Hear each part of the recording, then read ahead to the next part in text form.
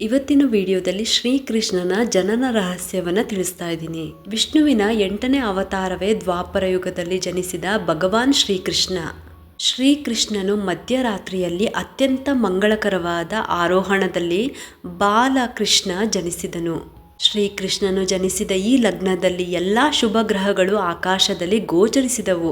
ಆ ಸಮಯದಲ್ಲಿ ಶ್ರೀಕೃಷ್ಣನು ಜನಿಸಿದ ರೋಹಿಣಿ ನಕ್ಷತ್ರ ಮತ್ತು ಅಷ್ಟಮಿ ತಿಥಿಗಳ ಸಂಯೋಗದಿಂದ ಜಯಂತಿ ಎಂಬ ಯೋಗವು ರೂಪುಗೊಂಡಿತು. ಜ್ಯೋತಿಷಿಗಳ ಪ್ರಕಾರ ಅಂದು ರಾತ್ರಿ 12 ಗಂಟೆ ಶೂನ್ಯ ವೇಳೆ ಆಗಿತ್ತು. ಒಂದು ಕಥೆಯ ಪ್ರಕಾರ ಶ್ರೀಕೃಷ್ಣನ ಸೋದರ ಮಾವನಾದ ಕಂಸನು ತನ್ನ ಸಹೋದರಿ ದೇವಕಿಯ ಮೇಲೆ ಅತಿಯಾದ ಪ್ರೀತಿಯನ್ನು ಹೊಂದಿದ್ದನು. ಆದರೆ ಒಂದು ದಿನ ಅವನು ದೇವಕಿಯೊಂದಿಗೆ ರಥದಲ್ಲಿ ಎಲ್ಲೋ ಹೋಗುತ್ತಿದ್ದಾಗ ಆಕಾಶದಿಂದ ಒಂದು ಧ್ವನಿ ಕೇಳಿಸಿತು. ನೀನು ಅತಿಯಾಗಿ ಪ್ರೀತಿಸುವ ದೇವಕಿಯ 8ನೇ ಮಗು ನಿನ್ನನ್ನು ಕೊಲ್ಲುತ್ತಾನೆ ಎನ್ನುವ ಧ್ವನಿ ಕೇಳಿಸಿತು.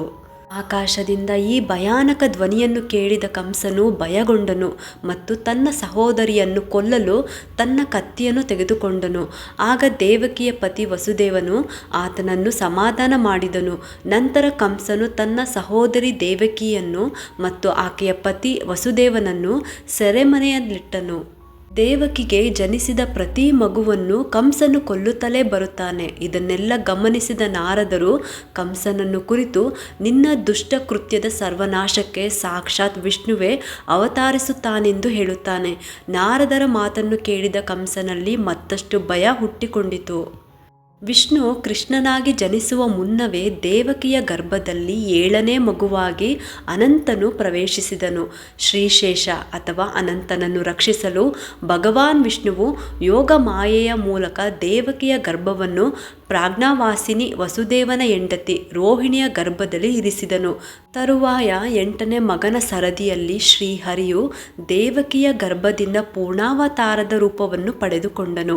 ಭಗವಾನ್ ವಿಷ್ಣುವು ಸ್ವತಃ ಸೆರೆಮನೆಯಲ್ಲಿ ಕಾಣಿಸಿಕೊಂಡು ದೇವಕಿ ಮತ್ತು ವಸುದೇವರಿಗೆ ದರ್ಶನವನ್ನು ನೀಡಿದನು. ದೇವಕಿ ಮತ್ತು ವಸುದೇವನು ಹಿಂದಿನ ಜನ್ಮದಲ್ಲಿ ಮಾಡಿದ ತಪಸ್ಸಿನ ಪ್ರತಿಫಲಕ್ಕಾಗಿ ನಾನು ನಿನ್ನ ಸಂತಾನವಾಗಿ 3 ಬಾರಿ ಜನಿಸುತ್ತೇನೆಂದು ವರವನ್ನು ನೀಡಿದ್ದನು. ಆ ವರದಂತೆ ವಿಷ್ಣುದೇವನು ದೇವಕಿಗೆ ತನ್ನ ಮೊದಲ ಜನ್ಮದಲ್ಲಿ ಕೃಷ್ಣೀಗರ್ಭ ಎಂಬ ಹೆಸರಿನ ಮಗುವಾಗಿ ಜನಿಸಿದನು. ನಂತರ 2ನೇ ಜನ್ಮದಲ್ಲಿ ನೀನು ಮಾತೆ ಅದಿತಿಯಾಗಿದ್ದಾಗ ನಾನು ನಿನ್ನ ಮಗ ಉಪೇಂದ್ರನಾಗಿದ್ದೆ. ನಾನು ವಾಮನನಾಗಿ ರಾಜ ಬಲಿಯನ್ನು ರಕ್ಷಿಸಿದೆ. ಈಗ ಈ 3ನೇ ಜನ್ಮದಲ್ಲಿ ನಿನ್ನ ಮಗನ ರೂಪದಲ್ಲಿ ಕಾಣಿಸಿಕೊಂಡು ನನ್ನ ಮಾತನ್ನು ಈಡೇರಿಸುತ್ತಿದ್ದೇನೆ ಎಂದು ಹೇಳುತ್ತಾನೆ.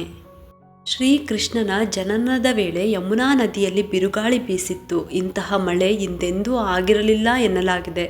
ಭಯಾನಕ ರಾತ್ರಿಯಲ್ಲಿ ಪ್ರವಾಹದಂತಹ ಪರಿಸ್ಥಿತಿಗಳು ಸಂಭವಿಸಿದವು. ಶ್ರೀಕೃಷ್ಣನ ಜನನದ ಸಮಯದಲ್ಲಿ ಶ್ರೀಹರಿ ವಿಷ್ಣುವಿನ ಆದೇಶದ ಮೇರೆಗೆ ತಾಯಿ ಯೋಗಮಾಯ ಕಾಣಿಸಿಕೊಂಡು ದೇವಕಿ ಮತ್ತು ವಸುದೇವರ ಹಿಂದಿನ ಜನ್ಮ ಮತ್ತು ಶ್ರೀ ವಿಷ್ಣುವಿನ ದರ್ಶನದ ನೆನಪುಗಳನ್ನು ಅಳಿಸುತ್ತಾರೆ. ಆ ಸಮಯದಲ್ಲಿ ಯೋಗಮಾಯೆಯ ಪ್ರಭಾವದಿಂದ ಶೇಷನಾಗನು ಬಲರಾಮನ ರೂಪದಲ್ಲಿ ರೋಹಿಣಿಯ ಗರ್ಭವನ್ನು ಪ್ರವೇಶಿಸುತ್ತಾನೆ. ಬಲರಾಮನ ಜನನದ ನಂತರ ಶ್ರೀಕೃಷ್ಣ ಜನಿಸುತ್ತಾನೆ. ಕಂಸನಿಗೆ ಈ ವಿಷಯ ತಿಳಿದ ಕೂಡಲೇ ಮಗುವನ್ನು ಕೊಲ್ಲಲು ಮುಂದಾಗುತ್ತಾನೆ. ಇದನ್ನು ನೋಡಿದ ಯೋಗಮಾಯ ತನ್ನ ಭ್ರಮೆಯಿಂದ ವಸುದೇವನನ್ನು ಎಬ್ಬಿಸುತ್ತಾಳೆ. ವಸುದೇವ ಎದ್ದಾಗ ಕಂಸ ಬರುವ ಮುನ್ನ ನೀನು ಈ ಮಗುವನ್ನು ಕರೆದುಕೊಂಡು ಗೋಕುಲಕ್ಕೆ ಹೋಗು ಎಂದಳು. ವಸುದೇವ ಮಗುವಿಗೆ ನಮಸ್ಕರಿಸಿ ನಂತರ ಯೋಗಮಾಯೆಯನ್ನು ಕುರಿತು, ಆದರೆ ಮಾತೆ ದೇವಿ, ನಾನು ಹೇಗೆ ಹೋಗಲಿ? ನನ್ನ ಕೈಯಲ್ಲಿ ಸರಪಳಿಗಳಿವೆ ಮತ್ತು ಕಂಸನ ಕಾವಲುಗಾರರು ಸುತ್ತಲೂ ನಿಂತಿದ್ದಾರೆ. ಆಗ ಯೋಗಮಾಯೆ ತನ್ನ ಮಾಯೆಯಿಂದ ಎಲ್ಲವನ್ನು ಮುಕ್ತಗೊಳಿಸಿ ಗೋಕುಲಕ್ಕೆ ಹೋಗಿ ಈ ಮಗುವನ್ನು ಯಶೋದೆಯ ಮಡಿಲಲ್ಲಿ ಇರಿಸಿ ಅಲ್ಲಿಂದ ಈಗಷ್ಟೇ ಹುಟ್ಟಿದ ಹೆಣ್ಣು ಮಗುವನ್ನು ಎತ್ತಿಕೊಂಡು ಇಲ್ಲಿಗೆ ತರಲು ಹೇಳುತ್ತಾಳೆ. ವಸುದೇವ ಮಗುವನ್ನು ತೆಗೆದುಕೊಂಡು ಯಮುನಾ ನದಿಯ ಬಳಿ ಬರುತ್ತಾನೆ. ಅಲ್ಲೇ ದಡದಲ್ಲಿರುವ ಬುಟ್ಟಿಯೊಂದನ್ನು ನೋಡುತ್ತಾನೆ. ಆ ಬುಟ್ಟಿಯಲ್ಲಿ ಮಗುವಿನ ರೂಪದಲ್ಲಿದ್ದ ಕೃಷ್ಣನನ್ನು ಇಟ್ಟುಕೊಂಡು ಕಾಲ್ನಡಿಗೆಯಲ್ಲೇ ನದಿಯನ್ನು ದಾಟಲು ಪ್ರಾರಂಭಿಸುತ್ತಾನೆ. ಭಾರೀ ಮಳೆ ಮತ್ತು ನದಿಯ ಪ್ರವಾಹದ ನಡುವೆ ಮಗುವನ್ನು ಸುರಕ್ಷಿತವಾಗಿಡಲು ಪ್ರಯತ್ನಿಸುತ್ತಾರೆ. ನಂತರ ಶೇಷನಾಗನು ಬಾಲಕೃಷ್ಣನಿಗೆ ಸಹಾಯ ಮಾಡಲು ಕಾಣಿಸಿಕೊಳ್ಳುತ್ತಾನೆ. ತಾಯಿ ಯಮುನೆ ಕೂಡ ಕಾಣಿಸಿಕೊಂಡು ಬಾಲಕೃಷ್ಣನ ಪಾದಗಳನ್ನು ಮುಟ್ಟಿ ತನ್ನ ನೀರಿನ ಸೆಳೆವನ್ನು ಕಡಿಮೆ ಮಾಡಿಕೊಳ್ಳುತ್ತಾಳೆ. ವಸುದೇವನು ರಾತ್ರಿ ಕತ್ತಲೆಯಲ್ಲೇ ಬಾಲಕೃಷ್ಣನೊಂದಿಗೆ ಯಶೋಧಾದೇವಿಯ ಕೋಣೆಯನ್ನು ತಲುಪುತ್ತಾನೆ. ಬಾಗಿಲುಗಳು ಸ್ವಯಂ ಚಾಲಿತವಾಗಿ ತೆರೆದುಕೊಳ್ಳುತ್ತವೆ. ಗಾಢ ನಿದ್ದೆಯಲ್ಲಿದ್ದ ಯಶೋಧ ಮಡಿಲ ಬಳಿ ಬಾಲಕೃಷ್ಣನನ್ನು ಮಲಗಿಸಿ ಮಲಗಿದ್ದ ಹುಡುಗಿಯನ್ನು ಕರೆದುಕೊಂಡು ಹೋಗುತ್ತಾನೆ. ಮತ್ತೆ ಜೈಲಿಗೆ ಹೋಗಿ ಗಾಢ ನಿದ್ದೆಯಲ್ಲಿದ್ದ ದೇವಕಿಯ ಬಳಿ ಹುಡುಗಿಯನ್ನು ಮಲಗಿಸುತ್ತಾನೆ.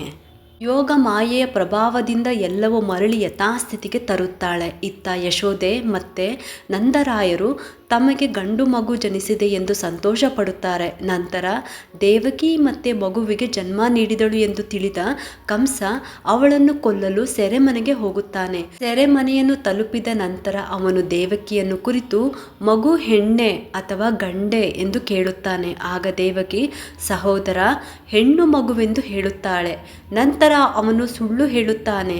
ಈ ಸಲ ಹುಡುಗಿಯಾದದ್ದು ಹೇಗೆ? ಆಕಾಶವಾಣಿ ಸುಳ್ಳು ಹೇಳಲಾರದು. ಆ ಮಗು ಎಲ್ಲೇ ಇದ್ದರೂ ನಾನು ಅದನ್ನು ಕೊಲ್ಲದೆ ಬಿಡಲಾರೆ ಎಂದು ಹಳ್ಳಿಯಲ್ಲಿದ್ದ ಎಲ್ಲ ಪುಟ್ಟ ಗಂಡು ಮಕ್ಕಳನ್ನು ಕೊಲ್ಲಲು ಆದೇಶ ನೀಡುತ್ತಾನೆ. ಹೀಗೆ ವಿಷ್ಣು ಶ್ರೀಕೃಷ್ಣನಾಗಿ ದೇವಕಿ ಮತ್ತು ವಸುದೇವರ ಪುತ್ರನಾಗಿ ಜನಿಸುತ್ತಾನೆ. ಇದಿಷ್ಟು ಕೂಡ ಶ್ರೀಕೃಷ್ಣನ ಜನನ ರಹಸ್ಯವಾದ ಕಥೆ.